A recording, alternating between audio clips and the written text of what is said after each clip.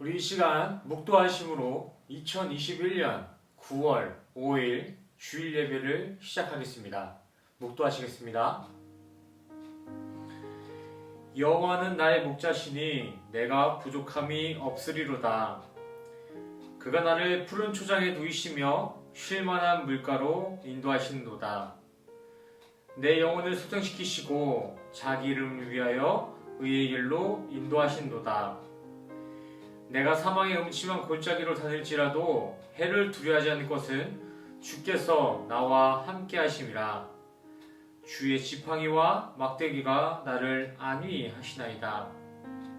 주께서 내 원수의 목전에서 내게 상을 베푸시고 기름으로 내 머리에 바르셨으니 내 잔이 넘치나이다. 나의 평생의 선하심과 인자하심이 정녕 나를 따르리니 내가 여호와의 집에 영원히 거하리로다. 아멘. 우리 시간 다 같이 일어나셔서 사도신경으로 신앙 고백하며 나아가시겠습니다. 사도신경 신앙 고백하시겠습니다. 전능하사 천지를 만드신 하나님 아버지를 내가 믿사오며 그 외아들 우리 주 예수 그리스도를 믿사오니 이는 성령으로 잉태하사 동정녀 마리아에게 나시고 본디오 빌라도에게 고난을 받으사 십자가에 못 박혀 죽으시고 장사한 지 사흘 만에 죽은 자 가운데서 다시 살아나시며 하늘에 오르사 전능하신 하나님 우편에 앉아 계시다가 저리로서 산자와 죽은 자를 심판하러 오시리라. 성령을 믿사오며 거룩한 공예와 성도가 서로 교통하는 것과 죄를 사하여 주시는 것과 몸이 다시 사는 것과 영원히 사는 것을 믿사옵나이다. 아멘. 네, 모두 착석해 주세요. 네, 오늘 본문 말씀은 열왕기상 22장 34절에서 35절까지 이렇게 두 구절 되겠습니다. 짧은 구절이니 우리 함께 합독하시겠습니다. 34절. 한 사람이 우연히 활을 당기어 이스라엘 왕의 갑옷 솔기를 쏜지라. 왕이 그 병거 모는 자에게 이르되 내가 부상하였으니 내 손을 돌이켜 나로 군중에서 나가게 하라 하였으나. 35절. 이날에 전쟁이 맹렬하였으므로 왕이 병거 가운데 붙들려 서서 아람 사람을 막다가 저녁에 이르러 죽었는데 상처에 피가 흘러 병거 바닥에 고였더라. 아멘. 할렐루야. 이번 한 주간도 주 안에서 평안하셨습니까? 지난 시간 우리는 고린도전서 9장 말씀을 통해 우리 인간이 최후 심판대 앞에서 받게 될 승리자의 관에 관한 교제를 나눠봤습니다. 우리 인간이라는 존재는 세상의 지위나 명예를 막론하고 육을 벗어내는 그 마지막이 다가온다면 모두가 동일한 기준의 영적인 하늘 심판을 받게 되어져 있는데 이 최후 심판대 앞에서는 두 가지의 멸류관의 결과가 주어지게 되어 있습니다. 첫 번째, 세상에서 누려오던 썩어버린 멸망의 멸류관과 두 번째, 성도의 영생에까지 함께할 썩지 않을 영원한 멸류관. 이렇게 죽음 앞에 우리 인간 모두는 썩어진 승리관과 썩지 않을 영원의 멸류관의 기로에 서서 공의로운 하나님의 심판을 받습니다. 지난 시간 본문 24절의 말씀에서는 이러한 심판의 모습을 이렇게 이야기했습니다. 인생의 운동장에 있는 모든 이들이 다 열심히 살고는 있지만 모두가 다 똑같은 상을 받는 것이 아니다. 극심한 경쟁 사회에 놓여진 우리 현대인들은 보통 이 말씀을 이해하는데 어렵다고 생각하지 않습니다. 보통의 사람들은 이 구절을 복음적으로 인지하지 못하고 고지론과 같이 1등의 자리에 선 사람만 상을 받을 수 있다라는 식으로 세상의 기준에 맞게 본인의 수준에 맞게끔 왜곡시켜 해석하고 있기 때문입니다. 실제 이 구절을 그렇게만 착각하고 자신들의 편의를 위해 악용하고 있는 이단교회들도 있습니다. 그들은 고린도전서 9장의 말씀을 증거하여 그 말씀을 근거로 헌금을 가장 많이 한 사람이 가장 큰 헌금의 복을 얻을 수 있고 가장 열심히 헌신한 사람들만이 영생을 얻을 수 있다는 궤변을 늘어놓으면서 성도들을 은혜의 반대편으로 밀어넣고 있습니다. 하지만 결코 그렇지 않습니다. 은혜가 없인 인간의 어느 수고와 노고로도 절대 영생에 입성할 수 없습니다. 되려 이러한 자신의 공로와 의로서 천국을 꿈꾸는 교만한 이들은 우상숭배의 죄를 범하는 교만의 죄인들입니다. 물론 그들이 보인 세상에서의 열심은 그 열심히 일한 대가로 세상의 영광과 칭송을 받기도 하지만 그 세상의 영광은 마지막 날엔 모두가 썩어져 지옥에 불타게 될 것입니다. 그러기에 영생을 꿈꾼다는 우리 크리스찬들은 이러한 썩어질 면류관이 아닌 영생에 동참될 영혼의 면류관을 위해 열심히 다름질해 나가셔야 합니다. 하지만 영원한 영생의 면류관을 얻는 방법은 단순히 열심의 결과라는 세상에 우리에 놓여있지 않습니다. 하나님께 영생의 영원한 상을 받을 수 있는 유일한 길은, 그 유일한 방법은 길이요 진리요 생명이신 예수 그리스도와 연합되어지는 것뿐입니다. 애초에 상을 받기에는 자격 미달인 우리 인간들은 그리스도와의 한 팀을 이뤄야만이 그 영생의 상을 받을 수 있다는 것입니다. 아무리 수고하고 노력한다 한들 예수님과의 한 팀이 되어 있지 않다면 우리는 자격 미달, 시험도 못 보고 탈락한다는 것입니다. 자, 그렇다면 우리 성도님들은 이 두 가지의 승리자의 관 중에 어떠한 승리자의 관을 위한 삶을 사시길 원하십니까? 저는 부디 우리 새생명교회 성도님들 모두가 영원한 영생의 관을 대비하며 준비하는 삶을 사시기를 간절히 소원합니다. 물론 우리가 살고 있는 이 현실, 우리에게 주어진 이 세상에서는 이 영원한 면류관, 영원한 승리자의 면류관이 이 세상에서는 반짝반짝 화려하게 발광하지 않을 수도 있습니다. 발광하긴커녕 되려 남들의 비난을 받고 패배자라는 지탄을 받을 수도 있습니다. 하지만 성경이 분명히 증거하고 있는 내용과 같이 이 세상의 고난과 역경은 장차 우리 성도들이 마주하게 될 그 영광에는 조금도 비교가 될 수가 없습니다. 우리 각자에게 주어진 삶의 무게들이 너무나 무겁게 느껴지실 수도 있겠지만 우리 성도들은 이러한 소망을 붙잡고 세상의 절제와 인내로 나아가셔서 주어진 주님과의 영광을 잘 소화함으로 장차 마지막 날에는 우리 모두가 찬란한 하늘의 면류관을 자랑할 수 있기를 간절히 소원합니다. 자, 이제 오늘 본문을 한번 살펴볼까요? 말씀 통독 시간에 우리는 34절과 35절만을 다뤘지만 오늘 교제하는 데 있어서는 22장 전체를 한번 다뤄보길 원합니다. 열왕기상 22장의 내용은 아람과의 3차 전쟁의 내용과 그리고 이스라엘의 아합 왕의 죽음을 다루고 있는 교제의 내용입니다. 먼저 오늘 22장 본문에서는 4명의 핵심 인물들을 뽑을 수 있는데 첫 번째는 유다의 왕 여호사밧입니다. 그리고 두 번째는 이스라엘의 왕 아합 왕입니다. 그리고 세 번째는 미가야 선지자입니다. 그리고 마지막 네 번째는 거짓 선지자들의 우두머리 시드기야입니다. 오늘 계속해서 언급되어지는 시드기야는 요시야의 아들 유다의 왕의 족보에 있는 그 시드기야가 아닙니다.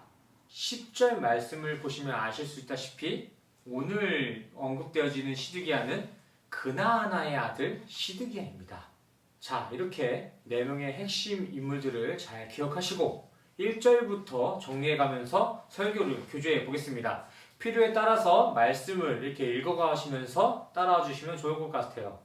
이스라엘의 왕 아합 왕은 이전 1차, 2차 아람 전쟁의 승리를 통해서 당시 아람의 군사, 교통의 요지였던 길르앗 라못을 아람으로부터 넘겨받기로 약속을 받았습니다.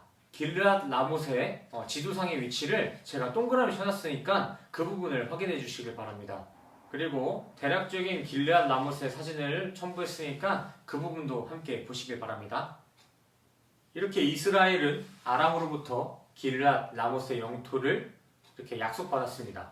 하지만 아람은 어떻게 된 일인지 그 탈환의 약속 기한이 지날 때까지 이스라엘에게 길르앗 라못을 넘겨주지 않았고, 이에 격노한 이스라엘의 왕 아합은 또다시 아람에 쳐들어가 길르앗 라못을 강제 탈환시킬 전쟁 계획을 세웠습니다. 이전 1차, 2차 아람과의 전쟁에서는 단독으로의 전쟁을 치렀지만 이번 3차 전쟁 때에는 이전과는 달리 유다 왕국과 연맹을 맺어서 합동 전략을 세웠습니다. 당시 연맹을 맺었던 이스라엘과 남유다 이 두 나라는 인척 관계였습니다. 역대하 18장을 보시면은 이 둘의 관계는 서로 사돈지간이었음을 알 수 있으실 것입니다. 혈맹 관계였어요. 안 그래도 이전에 이미 아람과 단독으로 싸워서 승리했던 전적이 있었던 이스라엘인데 거기에 유다 나라의 전력까지 추가되었으니 그들의 기세는 더욱더 높아져만 갔습니다. 그들은 그렇게 1차, 2차 아람 전쟁의 승리를 가져드신 하나님의 도우심은 조금도 기억하지 못하고 자신들의 혈맹만을 의지하며 의기양양하게 전쟁을 준비했습니다. 정확히 짚고 가자면 아합 왕은 유다와 혈맹을 맺기에 한참 전 1, 2차 아람 전쟁 때부터 이미 하나님의 은혜가 아닌 자신의 능력을 공로 앞에 세웠습니다. 이에 실제적인 역사로도 그는 아람을 진멸하라는 하나님의 명령을 무시한 채 자신의 판단으로 아람의 왕을 살려주고 거짓 평화 조약을 맺은 게 역사적인 사실입니다. 아합은 이렇게 자신의 교만에 심취하여 하나님의 음성은 무시한 채 진멸했어야 될 적장의 거짓말에 혹해 그 적장을 자신의 병거로 살려냈습니다. 잘 아시겠지만 이 아합 왕은 나중에 그렇게 적장을 살려낸 이 병거에서 처참한 죽음을 맞이하게 되죠. 불순종의 결과입니다. 이와 비슷한 맥락으로 불순종의 결과를 맺은 사울이 있습니다. 사울은 어떻게 패망의 결과를 맺게 되었죠? 사울도 마찬가지로 하나님의 명령, 적국을 진멸하라는 하나님의 명령을 불순종함으로 패망이 시작되었습니다. 사울도 아합과 마찬가지로 하나님의 은혜를 믿고 하나님의 명령을 자신의 판단 아래 두었기 때문에 초롱성과 같았던 그의 왕조 또한 패망하게 되었습니다. 이뿐만이 아니라 이렇게 하나님의 말씀에 불순종한 결과는 모든 역사의 멸망의 결과로 기록되어 있습니다. 이러한 결과들은 단순히 성경에 나와 있는 그 성경 인물들에게만 국한되어져 있는 역사 속의 이야기가 아닙니다. 이러한 모습은 현 시대를 살아가는 우리 현대인들에게도 마찬가지로 적용되어집니다. 발전되어진 사회와 과학 속에 아무리 지혜와 지식이 있고 소유와 명예가 있는 이들이 있다고 할지언정 그들의 삶 가운데 신앙의 불순종이 새겨진다면 그들의 결과는 4000년 전 아합과 사울의 모습과 동일한 죽음으로 결론되어질 것입니다. 성경은 단순히 인간들의 지나온 역사들을 기록한 역사서로만 치부되어서는 안 됩니다. 성경은 하나님의 섭리 아래 세상에 보내어진 모든 성도들의 삶의 실질적인 교훈이며 실제적으로 나타날 성도들의 영적인 삶의 모습들입니다. 우리 성도님들은 이러한 부분들을 잘 기억하시고 말씀에 철저히 순종하시는 삶을 사셔서 마지막 그날 멸망의 죽음이 아닌 새로운 영생의 삶을 수여받는 우리 모두가 되기를 간절히 소원합니다. 다시 22장의 아람 전쟁에 대한 이야기를 이어가 보겠습니다. 이렇게나 교만해진 이스라엘은 그래도 명색이 선민이라는 타이틀이 있었기 때문인지 그들은 아람 전쟁에 나서기에 앞서서 하나님의 음성을 먼저 듣기 위해 당대 유명했던 선지자들을 한 곳에 모아서 이번 전쟁에 대비하는 하나님의 메시지에 귀를 기울였습니다. 이 당시에 모였던 선지자들의 수는 대략 400명 정도가 되는데 그 400명의 선지자들은 모두가 하나님께서 이번 전쟁에 승리를 가져다 주실 거라고 확언했습니다.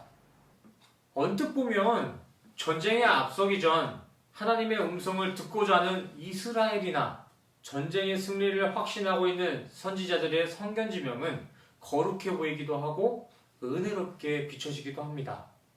하지만 이 가운데 우리가 간과해서는 안 될 부분은 이러한 전쟁에 대한 선견지명이 있기 이전에 하나님께서는 이미 그들의 앞날에 대한 예언을 엘리야를 통해 미리 예언하셨다는 것입니다. 400명의 선견지명이 있기 이전부터 하나님께서는 이미 엘리야의 입을 통해서 그들의 미래를 예언하셨다는 것입니다. 그렇다면 400명의 선지자들은 도대체 무엇일까요? 그렇게 모인 400명의 선지자들은 진정 하나님의 음성을 듣기 위해 모인 것이 아니었습니다. 그들은 하나님의 뜻을 꺾기 위해 다 같이 단합했던 거짓 선지자들이었습니다. 그리고 그들의 우두머리 시드기야의 철불 소면십은 하나님이 아닌 세상의 왕을 기쁘게 하기 위한 시드기야의 간신행위였습니다. 열왕기상 21장 19절 한번 보시겠습니다. 너는 저에게 말하여 이르기를 여호와의 말씀이 네가 죽이고 또 빼앗았느냐 하셨다 하고 또 저에게 이르기를 여호와의 말씀이 개들이 나봇의 피를 핥은 곳에서 개들이 내 피 곧 내 몸의 피도 핥으리라 하셨다 하라. 이어서 오늘 본문 끝자락 38절 이어서 보시겠습니다. 열왕기상 22장 38절입니다. 그 병거를 사마리아 못에 씻음에 개들이 그 피를 핥았으니 여호와의 하신 말씀과 같이 되었더라. 거기는 창기들의 목욕하는 곳이었더라. 아멘. 이처럼 아합의 불순종의 대가는 이미 22장의 전쟁이 치러지기 이전 21장에서 엘리야의 입을 통해 멸망이 이미 선포되었었습니다. 아합 왕은 이렇게 엘리야를 통해 미리 예언되어진 패망의 결과를 어떻게든 바꿔보고자 더욱더 발버둥 쳤던 것입니다. 하지만 긍휼의 하나님께서는 아합의 이런 발버둥이 아니라 아합 왕의 회유의 회개를 간절히 애원하셨습니다. 물론 앞서서 말씀으로써 아합 왕을 저주하셨지만 궁극적으로 하나님께서는 그 저주를 통해서라도 아합 왕이 결국에는 말씀에 굴복되어 말씀의 순종의 자리로 다시 돌아오기를 간절히 원하셨습니다. 그러기에 하나님께서는 끝까지 아합을 포기하지 아니하시고 마지막 수단으로 전쟁 전까지 미가야 선지자를 투입시키신 것입니다. 사실상 전능하신 하나님께서 아합을 단순한 멸망의 죽음으로 이끌어내시는 것이 그의 궁극적인 목적이었다면 누구를 보내고 또 전쟁을 치르고 할 필요가 없이 그 자리에서 심장마비로 그냥 죽이시지 않았을까요? 쉽게 죽이지 못해서 그를 냅둔 것이 아니었다는 것입니다. 그러나 긍휼하신 하나님께서는 어떻게 대응하셨습니까? 마지막까지 아합의 회개를 원하시며 그에게 미가야 선지자를 보내주셨습니다. 이렇게 하나님의 긍휼로서 아합 왕에게 투입되어진 미가야 선지자는 수백 명의 선지자들의 압박에 굴복하지 않고 담대히 그들의 승리의 예언을 뒤엎는 이스라엘의 패망을 선포했습니다. 수백 명의 목사님들 사이에서 이미 의기투합되어진 예언의 내용들을 대놓고 다 뒤집어버린 거예요.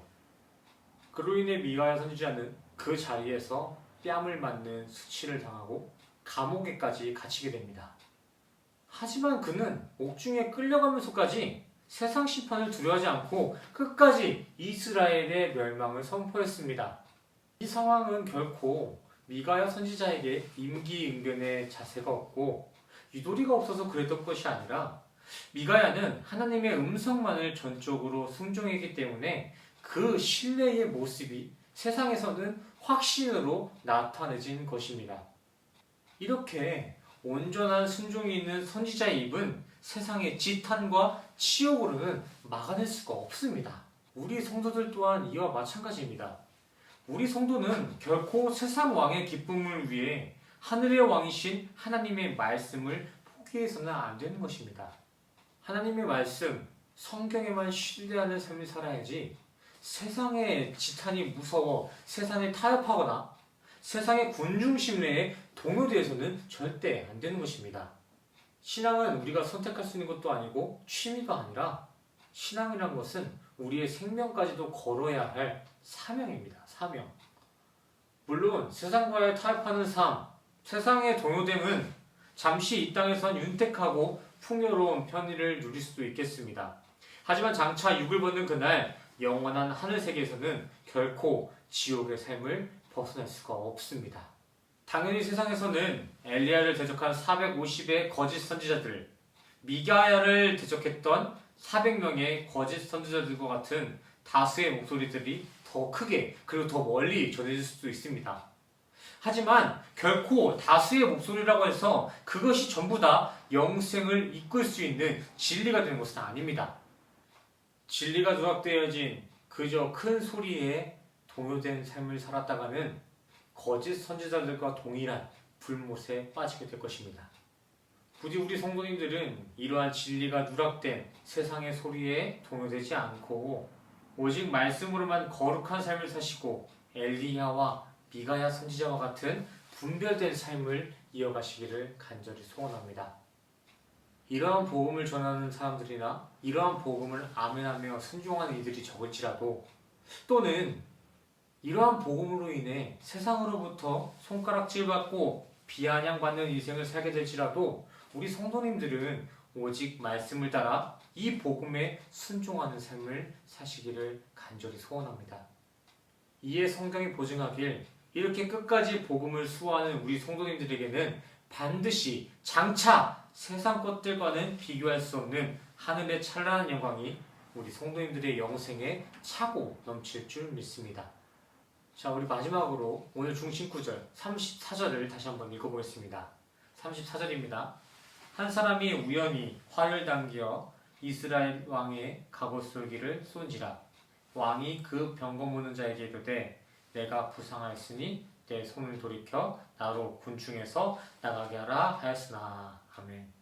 오늘 본문의 아합 왕은 자신의 패망을 예고한 하나님의 예언을 뒤엎기 위해 유다와 연맹을 하기도 했으며 자신의 자존심을 버려가면서까지 변장하기도 했습니다. 여기 기록되어진 아합 왕의 변장 사건은 단순한 임기응변의 차원으로 보시면 큰 오해입니다.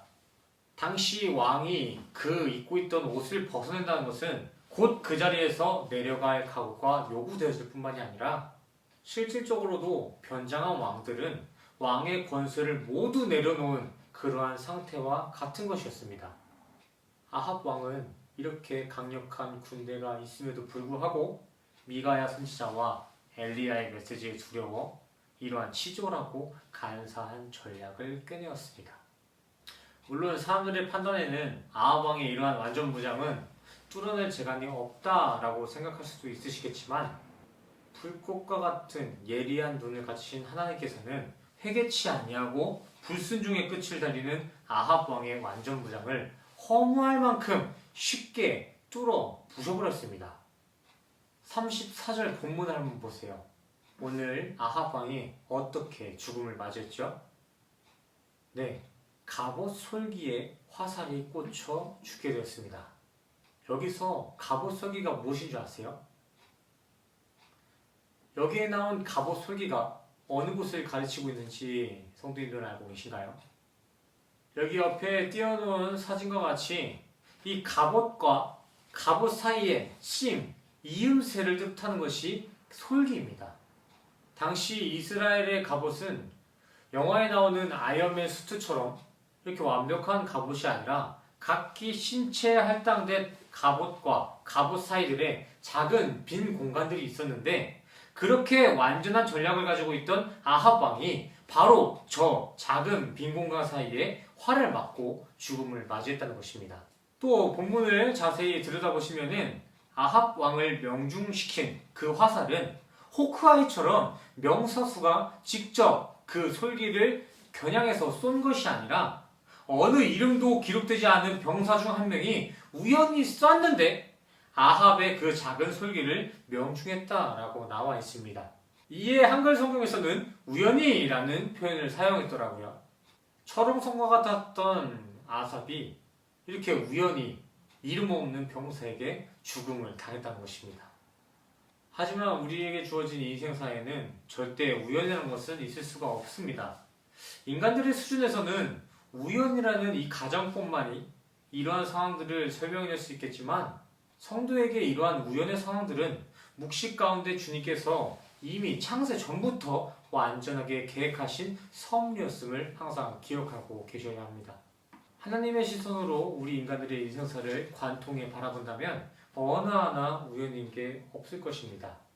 모두가 주님 안에서 협력되어 하나님의 방법으로 최고의 선을 이루고 있는 것입니다. 하나님의 계획 아래 나타나는 하나님의 선하심은 결코 우리 인간이 막아낼 수가 없습니다. 완전할 것만 같은 발전되어진 이 시대 또한도 언제든지 무너질 수 있습니다. 당장 주변을 한번 둘러봤으면 좋겠습니다. 완전할 것 같았던 우리 인간들의 삶이 지금 어떻습니까? 고작 코로나라는 미세한 바이러스가 우리 지구 전체를, 이 생태계를 뒤흔들고 있습니다. 이게 우리의 현실이에요. 이에 맞서 아무리 미리미리 더 튼튼하고 견고한 방어 태세를 미리 갖춘다 해도 그 결과는 달라질 게 없어요.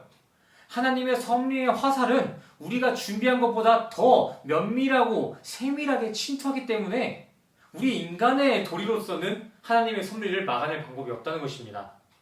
더 안타까운 것은 선악과의 죄를 범한 우리 인간에겐 피할 길이 따로 준비되어 있지 않다는 것입니다. 하나님의 화살을 피할 수 있는 단 한 가지의 유일한 방법은 길이요 진리요 생명이신 예수 그리스도의 등 뒤에 숨는 것뿐입니다.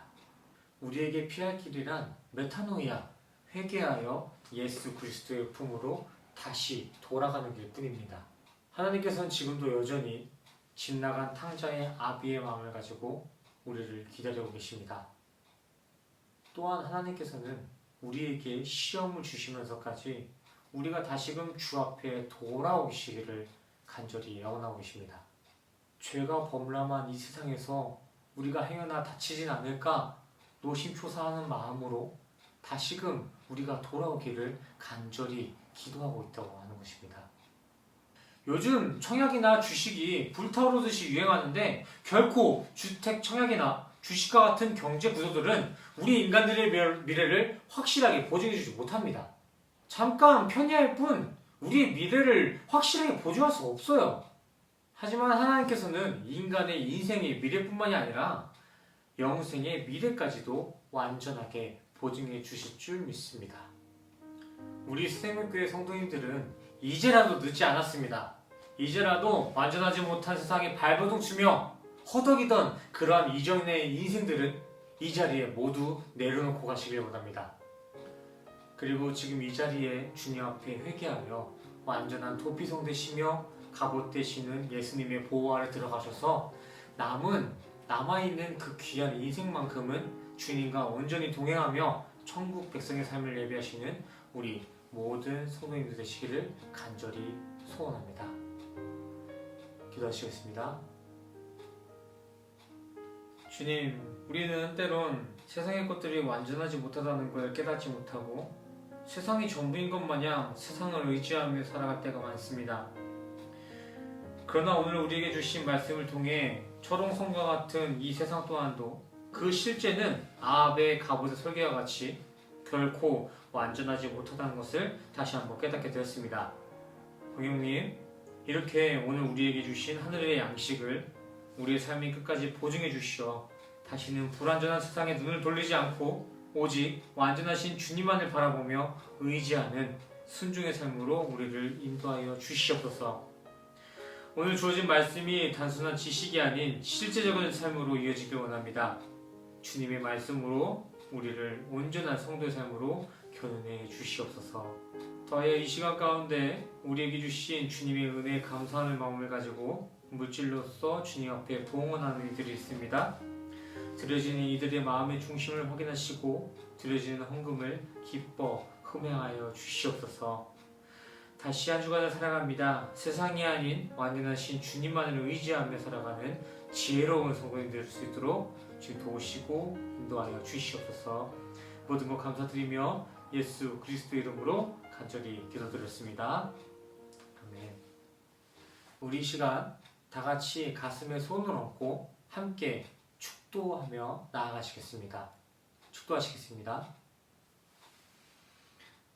지금은 우리 주 예수 그리스도의 은혜와 십자가에서 완성하신 주님의 사랑과 주님의 보호하심이 이 자리에 모이신 교회된 성도님들의 머리머리 위에 지금으로부터 영원까지 함께 하시기를 간절히 축원하옵나이다.